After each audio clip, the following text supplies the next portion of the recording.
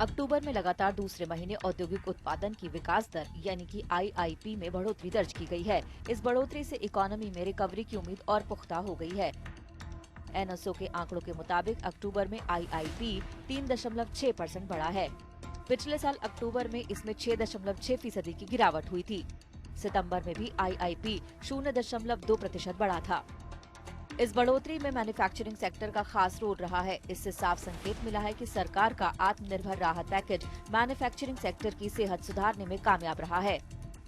अक्टूबर में बिजली सेक्टर में 11.2% की बढ़ोतरी हुई है। वहीं मैन्युफैक्चरिंग सेक्टर में 3.5% की बढ़ोतरी हुई है।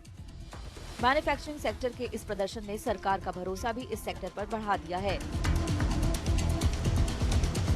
केंद्रीय मंत्री नितिन गडकरी का कहना है कि आत्मनिर्भर भारत के तहत सरकार का फोकस जीडीपी में मैन्युफैक्चरिंग सेक्टर की हिस्सेदारी मौजूदा 24 से 26% से बढ़कर 30% करने का है। इसके अलावा सरकार का इरादा अगले 2 सालों में भारतीय रूरल इंडस्ट्री को 80,000 करोड़ रुपए से बढ़ाकर 2 लाख करोड़ रुपए करने का है। Presently, the 30% of the GDP growth is from MSME. 48% of the export of the country is from MSME. And up till now, we have created 11 crore jobs. And turnover of village industry is 80,000 crore. So this is the time that we have to develop village industry, we have to develop ancillary industries for automobile. The automobile industry's turnover is 4,50,000 crore.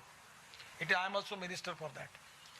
All brands are present in India, and my dream is to make India as #1 manufacturing hub, automobile hub in the world within 5 years. We are making electric cars, electric bikes, electric trucks.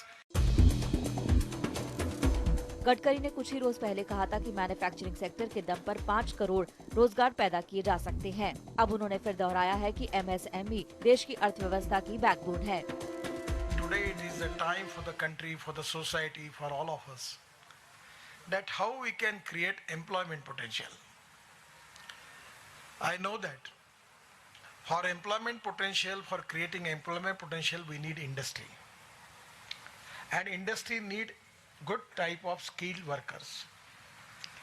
But 100% our institutions' role is very important. In today's scenario in Indian economy, our 16% contribution from GDP contribution from agriculture and allied industry, 22 to 24% manufacturing sector, and 52 to 56% from the service sector.